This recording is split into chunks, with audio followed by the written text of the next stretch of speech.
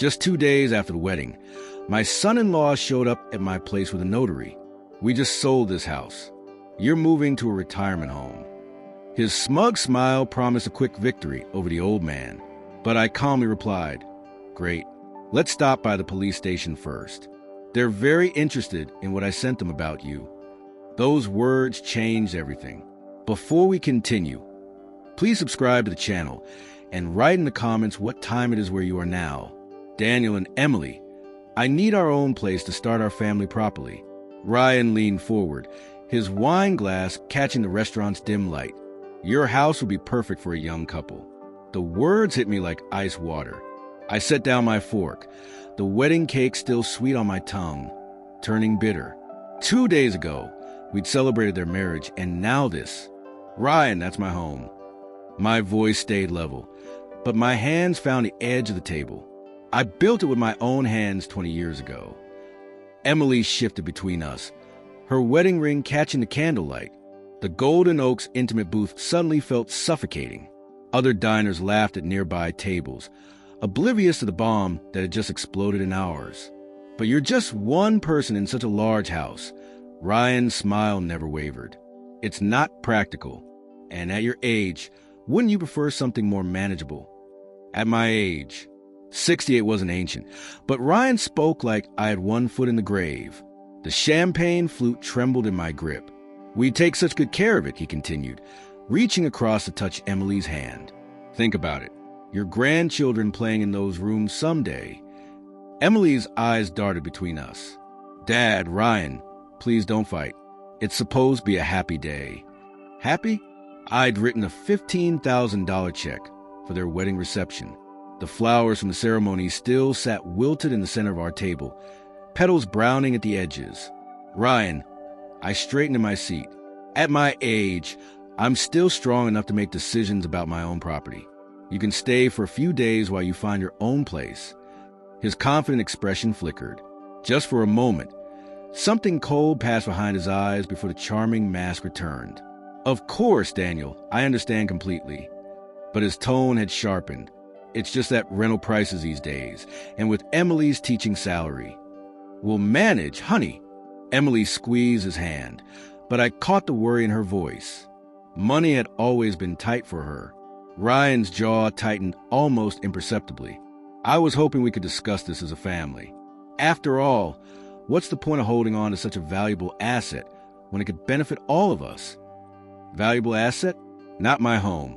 Not the place where I'd carry my wife over the threshold, where Emily had taken her first steps, where Susan had spent her final days.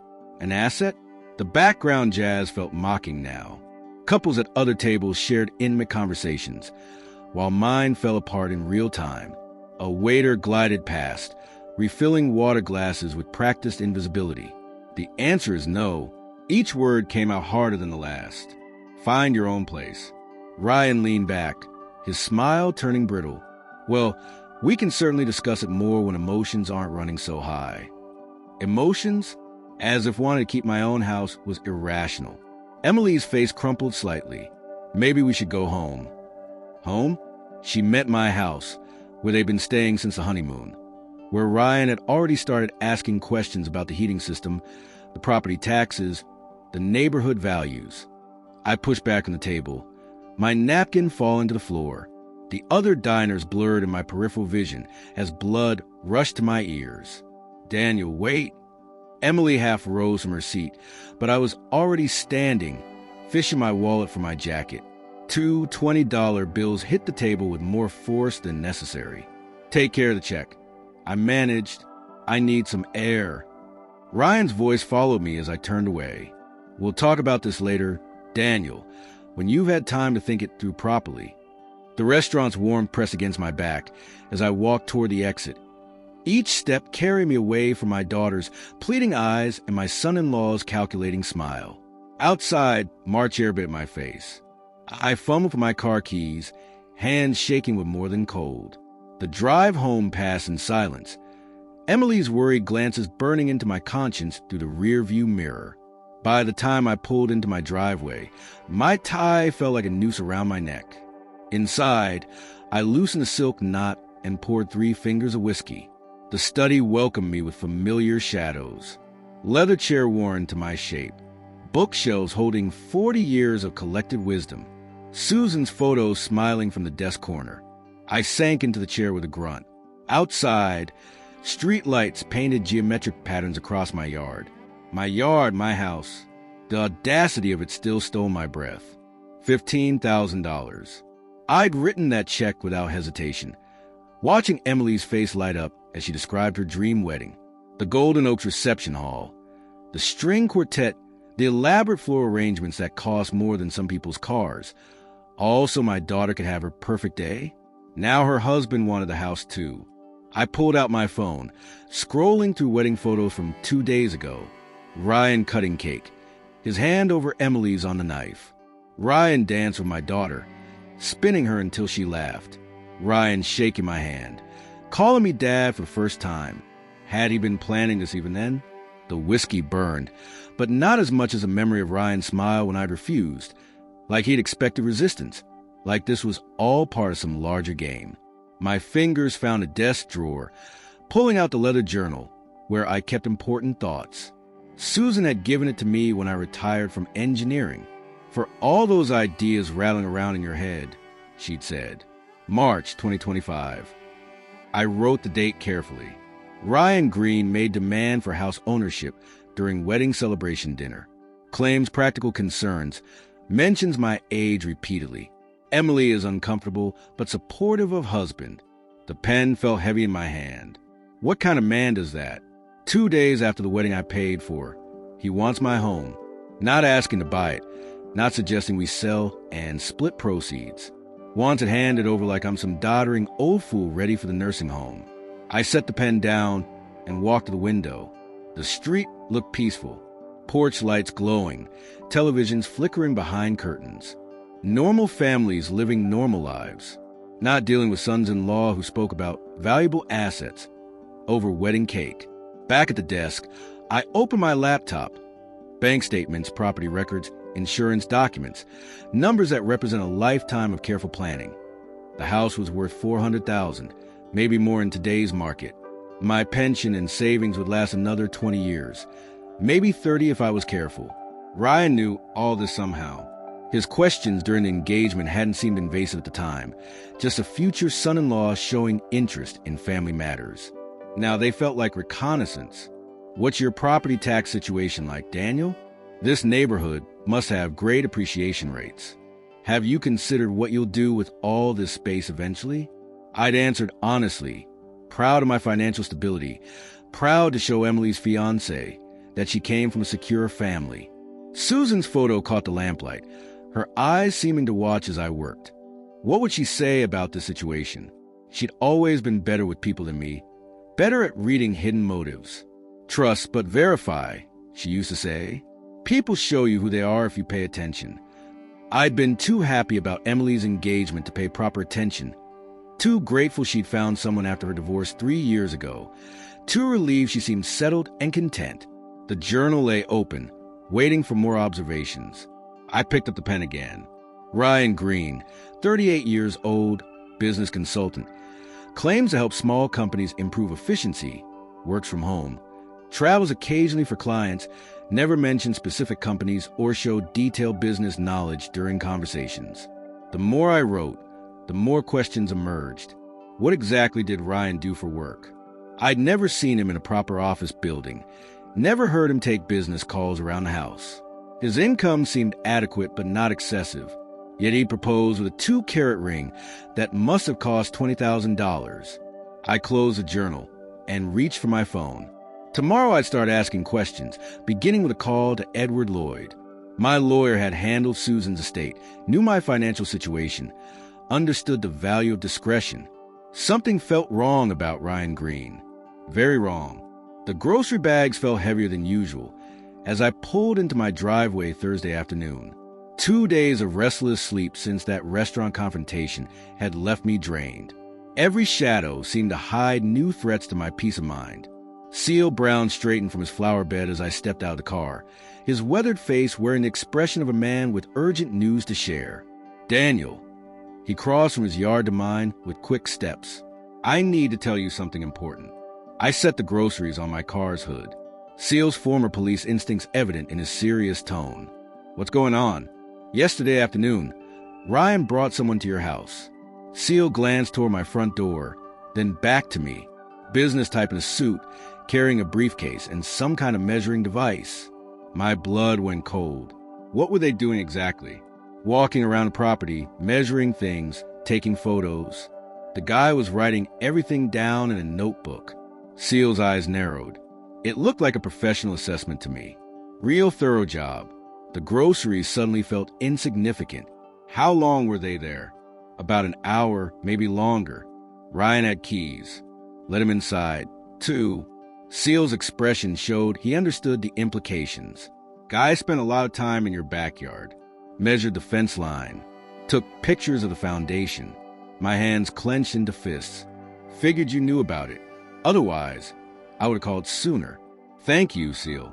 This is very important information. I grabbed the grocery bags with shaking hands. Very important indeed. Inside, I dropped the bags on the kitchen counter and went straight to my study. The computer took forever to boot up, each second stretching like an hour, while my mind raced through possibilities. Browser history. If Ryan had used my computer, there would be traces. The search history loaded, and my worst fears materialized on the screen. Wednesday afternoon, while I'd been at the hardware store, someone had conducted extensive research. Property appraisers, Chicago suburbs, real estate evaluation services, quick house sale companies, cash buyers, residential properties. Each search term hit like a physical blow. I scrolled down, finding more. Legal requirements, property transfer, Illinois, power of attorney, real estate transactions, elderly homeowner assistance programs. My hands trembled as I clicked through the visited websites. Professional appraisal services, companies that promise quick sales for cash, legal firms specializing in property transfers for senior citizens. Ryan hadn't just brought an appraiser to my house. He'd researched the entire process of taking it from me. The chair creaked as I leaned back, processing the magnitude of his deception. This wasn't a spontaneous request made over dinner wine. This was a calculated plan, probably months in the making. I thought about the engagement period, Ryan's careful questions about my finances, his interest in my daily routines. Had he been evaluating me like a target from the beginning? My phone buzzed. Text message from Emily. Dad, are you feeling better? Ryan says you seemed upset at dinner. Maybe we can all talk tonight. Talk. Ryan wanted to talk again, probably to present his reasonable proposal backed by professional appraisals and legal research. I stared at the screen, evidence clear as daylight. With trembling fingers, I reached for my phone and dialed Edward Lloyd's number. This was bigger than just wanting my house. This was systematic fraud, and I needed professional help immediately. Edward Lloyd's office. This is Sandra. My hands shook as I gripped the phone tighter. Sandra, it's Daniel Weaver. I need to speak with Edward immediately. It's urgent. He's with a client, Mr. Weaver. Can I have him call you back? Tell him it's about fraud. Real estate fraud. The words felt foreign in my mouth. Tell him my son-in-law, Ryan Green, is trying to steal my house. A pause. I'll get him right away, sir. The wait stretched endlessly. I paced my study. The browser history still glowing on the computer screen like evidence of a crime already committed. Daniel. Edward's voice carried immediate concern. Sandra said something about fraud involving your son-in-law, Ryan Green. I forced the name through gritted teeth. He's planning to take my house. Edward. I have proof he's been researching how to do it legally. The silence on Edward's end lasted too long. Ryan Green, you said? Yes. He married my daughter 2 days ago, and now he's... Daniel, I need you to sit down. Edward's professional tone had shifted to something more urgent. Give me a moment to check something in my files. I heard keyboard clicking, papers rustling, the familiar sound of Edward's methodical approach to legal problems. But his tone suggested this wasn't routine. Daniel, I have 3 active cases involving Ryan Green. Each word hit like ice water. He specializes in real estate fraud targeting elderly homeowners. The room tilted around me. Are you saying he's done this before? His pattern is consistent. marry into families, gain trust, then use forged documents to claim property ownership. Edward's voice had gone completely professional, like he was reading from case files. The victims are always men in their 60s or 70s, always recently widowed, always with adult children who are financially struggling. My free hand found the desk edge for support. But he just married my daughter. That's exactly his timeline, Daniel. He works fast before victims can react or seek legal advice. Papers rustled again. How much did you know about his background? Nothing concrete. He claimed to be a business consultant working from home. The admission felt pathetic.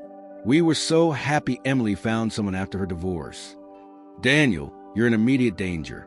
Edward's urgency cut through my shock. Don't sign anything. Don't give him access to your financial documents. Don't let him handle any legal matters for you. What should I do about Emily? She doesn't know what kind of man she married. First, we gather evidence. Then we protect your assets. Edward's tone brooked no argument. Your daughter's heart can heal, but your life savings can't be recovered if they're stolen. I stared at the computer screen at the evidence of Ryan's research. He brought a property appraiser to my house yesterday. He used my computer to research the legal process. That's a standard procedure. Professional appraisal, forged transfer documents, corrupt notary to validate the signatures. Edward spoke like he was reading from a playbook. Tell me exactly what you've observed.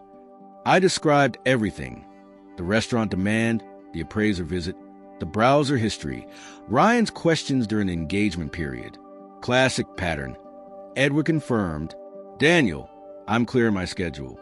Can you come to my office first thing tomorrow morning? Bring every document related to your property. Deed, will, insurance policies, bank statements. Should I call the police? I asked, not yet. We need ironclad evidence first. Edward's experience showed in every word. Ryan is sophisticated. He's beaten fraud charges before by claiming the victims willingly transferred property and later developed memory problems. Memory problems. The implication stung, but I understood the strategy. One more thing, Daniel. Edward's voice carried a warning. Be very careful around him until we meet. If he suspects you know his true nature, he might accelerate his timeline. I hung up and stared at my reflection in the darkened window. My son-in-law wasn't just greedy. He was a professional predator who'd chosen me as his next victim. But I hadn't survived 40 years in engineering by backing down from problems. Tomorrow, Edward and I would begin building the case that would destroy Ryan Green's criminal career. As I reached for my safe combination, I heard Ryan's laughter from the kitchen. For the first time since the restaurant, I smiled, let him laugh while he could. The drive home from Edward's office felt longer than usual, his warnings replaying in my mind like a broken record. Professional criminal, systematic fraud, multiple victims. The words had transformed my son-in-law from an annoying opportunist into something far more dangerous. Ryan's car still sat in my driveway when I pulled in. Through the kitchen window, I could see him and Emily sharing dinner, their conversation animated and comfortable. The ordinary domestic scene felt like a grotesque performance now that I knew the truth. I entered to the front door, calling out casual greetings. Ryan's voice carried from the kitchen, warm and friendly, asking about my errands. The same voice that had demanded my house 3 days ago. In my study, I locked the door and went straight to the wall safe, hidden behind Susan's portrait. The combination 51728, our wedding anniversary, had protected our most important documents for 20 years. Inside lay the foundation of my life's work. Property deed from 1985, updated will from 2023, insurance policies, investment statements, documents Ryan needed to steal my legacy. I spread everything across my desk, studying each paper with an engineer's precision. The house deed, stamped and notarized, worth $400,000 in today's market. My will, leaving everything to Emily, updated after Susan's death. Bank statements showing retirement savings that had taken decades to accumulate. Ryan had access to none of this yet, but Edward's warnings echoed. He works fast. From the kitchen came the sound of dishes being cleared, normal married couple routines that masked Ryan's predatory nature.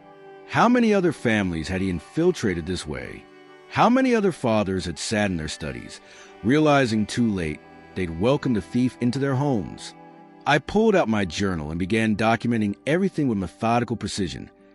Each suspicious conversation during the engagement period, every question about finances that had seemed caring but was actually reconnaissance. Daniel, you must get tired rattling around in this big house. Have you considered what you'll do with all this space eventually? Emily worries about you living alone. Every comment now revealed its true purpose. Evaluation of my vulnerability, assessment of my attachment to the property, manipulation of my daughter's concern for my welfare.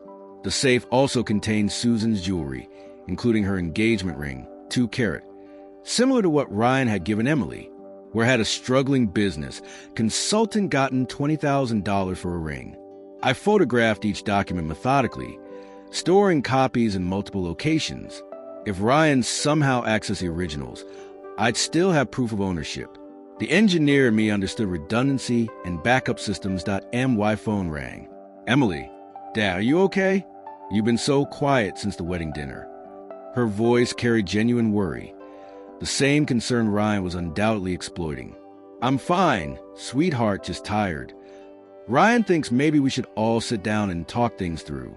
Clear the air,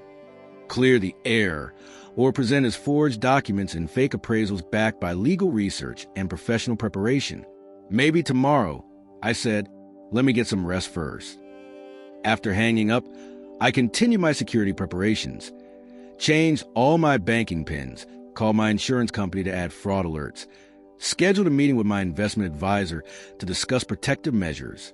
3 other families destroyed, Edward had said, 3 other fathers who trusted their daughter's choice of men and believed in family unity over suspicious caution.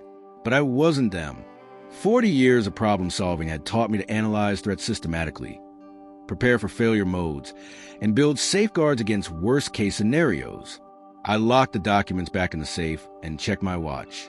9:30. Ryan and Emily were probably settling in for the evening, planning their future in my house with my money. Tomorrow, I'd begin the real battle. But tonight, I had one more call to make. The bank's fraud prevention hotline answered on the second ring. First National Security Department. This is Jennifer. This is Daniel Weaver. Account number 447291. I need to report suspicious activity involving my son-in-law. As I explained the situation to Jennifer, I heard Ryan's laughter from upstairs and my smile returned.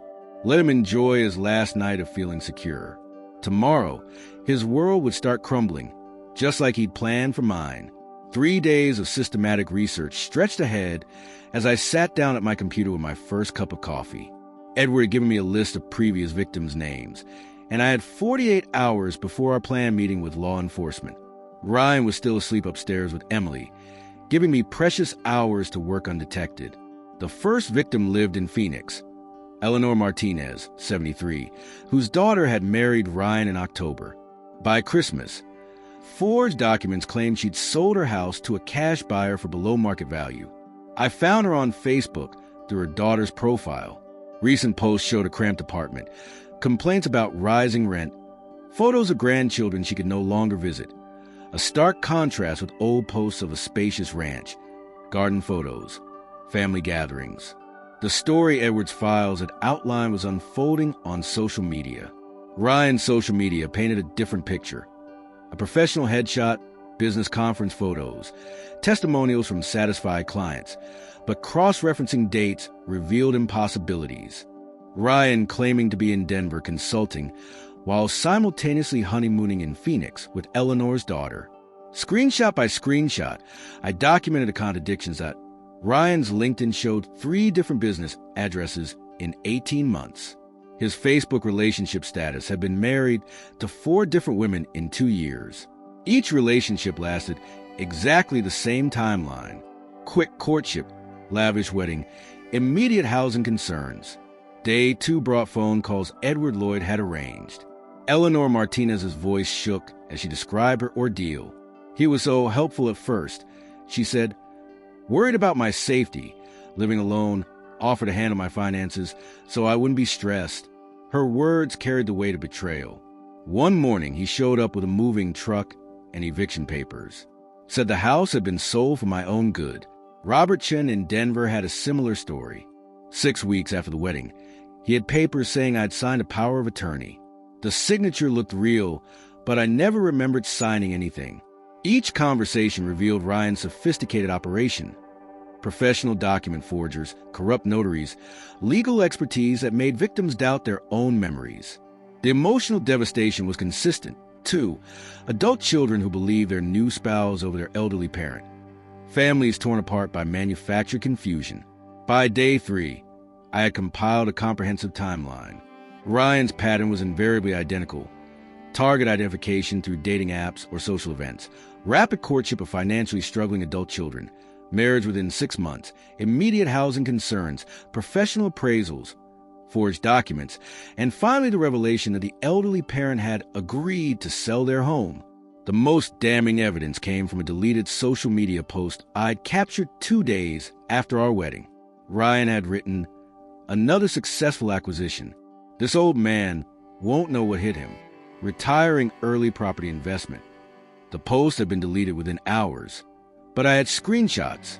Ryan's overconfidence had created perfect evidence of premeditation. I organized everything into categories. Digital proof showing timeline inconsistencies and multiple identities, testimonial evidence from previous victims, documentary evidence of forged signatures and impossible notarizations, and financial evidence tracking fraudulent transactions. Edward Lloyd called Wednesday evening to check my progress. "This is exceptional work, Daniel," he said after reviewing my preliminary findings. Most victims don't discover the pattern until after they've lost everything. What are our next steps? Tomorrow we meet with Detective Sarah Parker. She's been tracking Ryan for 2 years, but hasn't had enough evidence for charges. Edward Lloyd's satisfaction was evident. Your research might finally give us what we need. That night I double-checked every document, every screenshot, every victim statement. 3 days of intensive investigation had transformed me from confused homeowner to competent detective. The evidence was overwhelming, methodical, and would destroy Ryan's criminal career. As I prepared to close my laptop, one final detail caught my attention. Ryan's most recent Facebook post uploaded just an hour ago. Exciting changes ahead. Sometimes family means making tough decisions for everyone's benefit. The timing sent chills through me. Ryan was preparing to make his move, probably tomorrow, when he thought I was most vulnerable. I saved the screenshot and smiled grimly. Let him try. I was ready. After 3 intense days hunched over my computer, gathering evidence against Ryan, I decided to clean the house properly. The irony wasn't lost on me. Preparing my home while planning protected from a man sleeping upstairs with my daughter Emily. As I moved the coffee table to vacuum beneath it, something caught the morning light. A tiny lens, no bigger than a shirt button, nestled behind the decorative ceramic bowl Susan had bought in Italy.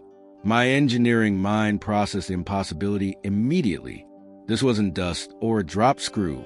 Someone had placed a camera in my living room. My hands trembled as I examined the device more closely.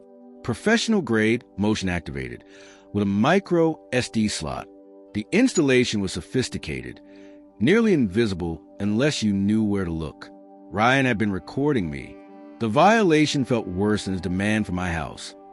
This was my sanctuary, the place where I'd grieved Susan, where I'd made private phone calls, where I'd planned my investigation. All of it captured on digital video. I fought the urge to rip the device from its hiding place. Evidence. This could be evidence if I handled it correctly. Using a small screwdriver from my toolbox, I carefully extracted the micro SD card. My computer took forever to recognize the tiny device, each second stretching as I imagined what recordings Ryan might have made. 47 video files appeared, spanning 2 weeks, the earliest dated from Ryan's 3rd day in my house. I clicked the first file with mounting dread. My own face filled the screen, talking on the phone with my insurance company about routine policy questions. The audio was crystal clear, the video shockingly sharp for such a small device. File after file showed my daily routines. Morning coffee, evening news, phone conversations with Edward Lloyd about estate planning. Ryan had been cataloging my life, learning my patterns, probably searching for info he could use against me. Then I found what he'd really been recording. File 38 showed Ryan himself standing in my living room while I was at the grocery store. He was on his phone speaking with casual confidence. The old man is completely trusting. Ryan's voice came to my computer speakers. By the end of the month, the house will be ours. The documents are almost ready. I paused the recording, my heart hammering. Here was Ryan's voice in his own words, admitting criminal intent. The conversation continued. Richard, are you sure the notary's stamps will pass inspection? Richard, a name I didn't recognize, but clearly Ryan's accomplice. These elderly targets sometimes surprise you, came to reply through Ryan's phone speaker. He's exactly like the others, proud, independent, but ultimately naive. Ryan's laugh carried cruel satisfaction.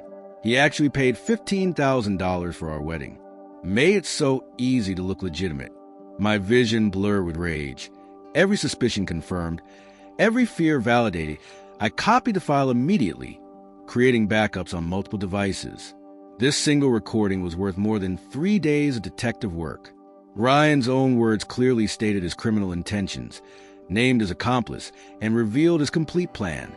Richard Fox, I learned from further recordings, was a corrupt notary who'd validated forged documents for Ryan's previous victims. Phone conversations between them laid out the entire operation. Target selection, document preparation, family manipulation, property transfer. But Ryan had made one crucial mistake. His arrogance had led him to discuss his crimes in detail, never suspecting his own surveillance equipment would become evidence against him.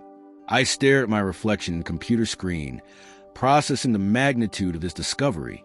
The hidden camera had been meant to give Ryan an advantage, inside information about my defenses and daily routines. Instead, his overconfidence had handed me irrefutable proof of his criminal conspiracy. I closed the laptop and reached for my phone. This evidence changed everything. It was time to stop investigating and start prosecuting.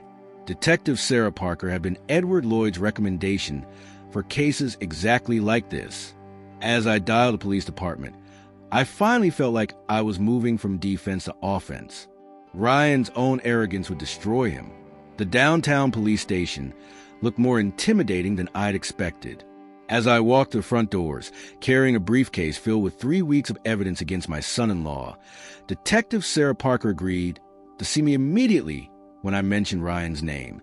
Mr. Daniel, a woman in her 40s approached, badge prominent on her jacket. I'm Detective Sarah Parker. Her handshake was firm and professional. Thank you for coming in.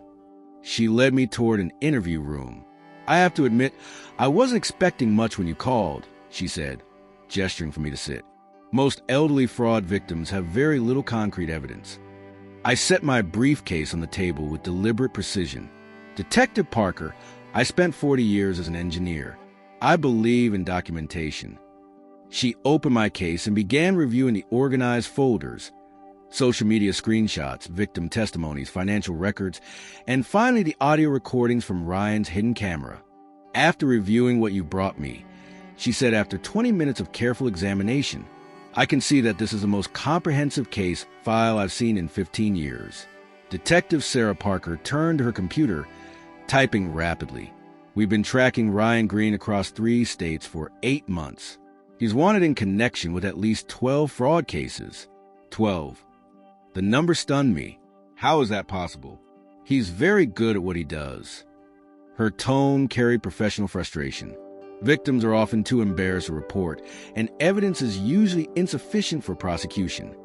She pulled up Ryan's police file, showing me a map with red pins marking locations across Illinois, Colorado, and Arizona. Each pin represented a destroyed family. Well, I'm not embarrassed, I said firmly, and I have plenty of evidence that you do. Detective Parker leaned forward, her manner shifting from routine intake to active strategizing. Mr. Daniel Weaver, you could be the key to finally stopping this man, but it would require your active cooperation in a sting operation. My pulse quickened. What kind of cooperation? We need you to act normally. Let Ryan proceed with his plan, while we record everything for evidence. She studied my face carefully. It means letting him think he's succeeding until we have him on tape committing the crime. The idea of pretending normally while Ryan plotted against me felt surreal. You want me to let him think he's winning? Until we have irrefutable evidence of criminal intent. Your recordings are excellent, but we need him attempting the actual fraud. Detective Parker's experience showed in her methodical approach. It's the only way to guarantee conviction. What about my safety? We'll have officers positioned around your house. Response time under 30 seconds. She pulled out a small device, no bigger than a car key fob. Panic button. One press brings immediate backup. I held the device, feeling its weight. After 3 weeks of gathering evidence, the prospect of finally confronting Ryan directly felt both terrifying and necessary. When would this happen? Based on your recordings, Ryan mentioned end of the month. That gives us 1 week to prepare. Detective Parker began organizing my evidence into official police folders.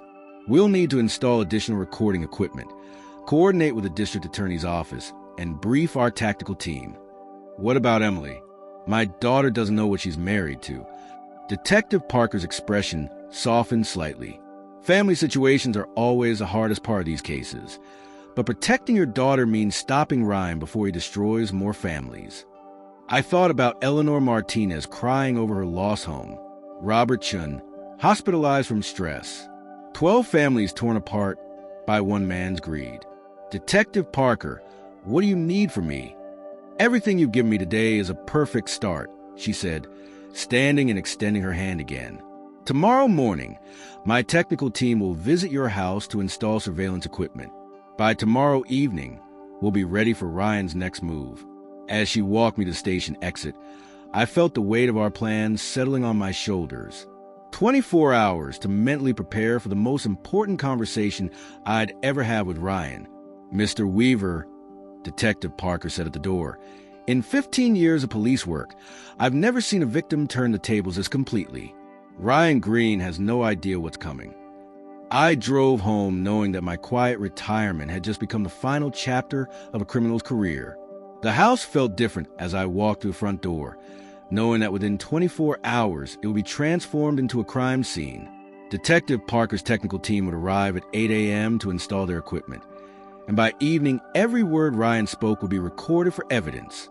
I had one night to mentally prepare for performance of my life. Emily and Ryan were out for the evening, giving me precious hours of solitude to process what lay ahead. I sat in my study, surrounded by the evidence that had brought me to this point, and tried to imagine tomorrow's conversation. Ryan would present his forged documents with practiced confidence. I would need to react naturally, shocked, confused, gradually defeated. The performance had to be convincing enough that he'd reveal his criminal methods on camera. Morning came too quickly. At 8 a.m. sharp, 3 unmarked vans pulled into my driveway. Detective Parker emerged from the first vehicle, followed by technical specialists carrying equipment cases. Mr. Weaver, we'll have everything installed within 4 hours, she announced, directing her team toward my house. After that, we rehearse. I watched in fascination as the specialists worked with surgical precision. Micro cameras appeared throughout my living room and kitchen, each device smaller than a quarter and completely invisible once positioned. Audio equipment followed, directional microphones that could capture whispered conversations from across the room. These cameras record in ultra-high definition, the lead technician, Mark Harris, explained, adjusting a lens behind a picture frame. The audio system filters background noise automatically. Unless Ryan specifically looks for surveillance equipment, he won't notice anything. Detective Parker handed me an earpiece no bigger than a hearing aid. Direct communication with our monitoring station. We'll be able to guide you if necessary. Where will you be positioned? Mobile command unit across the street. Officers in neighboring houses. Backup team 2 blocks away. She showed me a tablet displaying multiple camera angles from my own living room. Response time will be under 30 seconds if you use the panic signal. By noon, the installation was complete. My familiar home had become a sophisticated recording studio, every surface concealing equipment worth thousands of dollars. Now we rehearse, Detective Parker announced. For 2 hours we practiced likely scenarios. A detective played Ryan while I rehearsed natural responses to his manipulation tactics. Remember, your safety is our top priority, Detective Parker emphasized. Don't try to trap him. Let him reveal his criminality organically. Just be yourself. Be suspicious. Ask the questions any reasonable person would ask.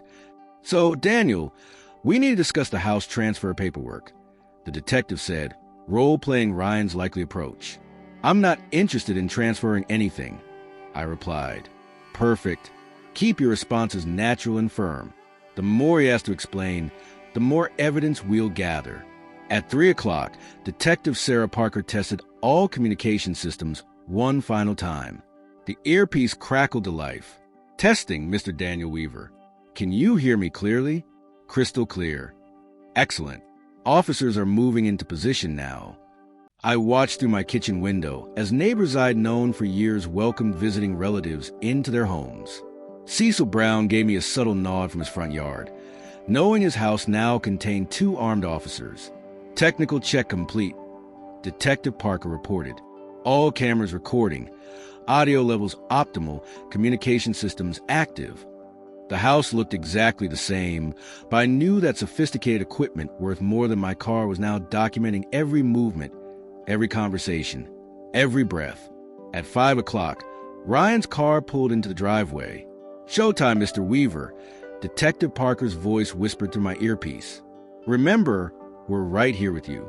I touched the panic button in my pocket and watched the front window as Ryan approached my door, carrying a manila envelope that undoubtedly contained forged documents with my signature.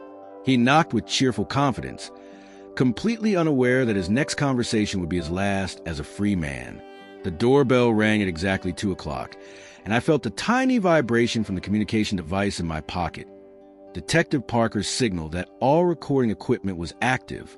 Through the window, I watched Ryan climb my front steps with another man carrying a leather briefcase, both wearing confident smiles I now recognized as predatory. This was it, the moment 3 weeks of investigation had been building toward. I opened the door with practice calm. Ryan, and you brought a friend, Daniel? Ryan's enthusiasm seemed genuine, which made his deception even more chilling. This is Richard Fox, licensed notary public. We have wonderful news about your housing situation. Richard Fox looked exactly like a corrupt official, middle-aged, overly formal, carrying himself with false authority. His handshake felt like touching a snake. Mr. Weaver, such a pleasure, Richard said, his voice dripping with manufactured sincerity. Ryan has told me so much about your unique circumstances. They settled into my living room with theatrical confidence. Ryan spread documents across my coffee table like he owned the place. The hidden cameras recorded every gesture, every smirk, every calculated movement. Daniel, I have incredible news, Ryan announced, his voice carrying the same tone he'd used when proposing to Emily. We've just completed the sale of this house. You're moving to a lovely senior facility. It's all arranged. I examined the papers with engineering precision, noting the professional quality of the forgeries. That's interesting, Ryan. Who exactly did you sell my house to? A wonderful young family. They're paying well above market value. Ryan's smile never wavered. Richard here has all the legal documentation. Richard opened his briefcase with flourish, revealing official-looking stamps, seals, and notarization equipment. Mr. Weaver, these documents show the completed sale of your property. Everything is legally binding and properly notarized. I don't recall agreeing to sell my house, Mr. Fox. Sometimes elderly individuals forget these important arrangements, Richard replied with practiced condescension. The paperwork clearly shows your signature and consent. Perfect.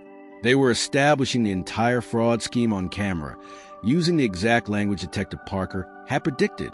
Well, this is certainly unexpected, I said, maintaining my role as a confused elderly victim. Perhaps we should drive to the police station first, just to make sure everything is proper. Ryan's confident expression flickered for just a moment. The police station? Why would we need to go there? They're very interested in the information I sent them about your previous house sales. The temperature in the room seemed to drop 10 degrees. Ryan's face went pale while Richard shifted nervously in his chair. What do you mean by previous sales? Ryan's voice had lost its confident tone. I mean your activities in Phoenix, Denver, and 3 other cities, Ryan. The police have been looking for you for quite some time. Ryan stood abruptly, the forged documents scattering. You're talking nonsense. Richard, tell him these documents are completely legal. Ryan, what is he talking about? Richard's professional mask was cracking. You said this was a clean operation. I mean that Detective Sarah Parker has 47 recordings of you discussing your criminal plans, Ryan, including your conversation with Richard about forged notary seals. Richard went white. Ryan, you said his house was clean. You never mentioned police investigations. Shut up, Richard. Ryan grabbed the documents, heading for the door. The old man is confused. He doesn't know what he's talking about. But the sound of car doors slamming outside made him freeze mid-step. Through the window, unmarked police vehicles surrounded my house, officers positioning themselves at every exit. Ryan turned back to me, his predatory confidence replaced by desperate fear. What have you done? I pressed the panic button in my pocket and said calmly, I protected my home from thieves, Ryan. Something you should have considered before you decided to target the wrong engineer. The front door burst open and Detective Parker stepped through with 3 uniformed officers, their badges gleaming under my living room lights. Ryan Green, she announced with professional satisfaction. You're under arrest. I'm afraid there's nowhere to run, Ryan. If this story moved you, hit like, share it with someone who needs to hear it, and don't forget to subscribe. More powerful stories are waiting for you here.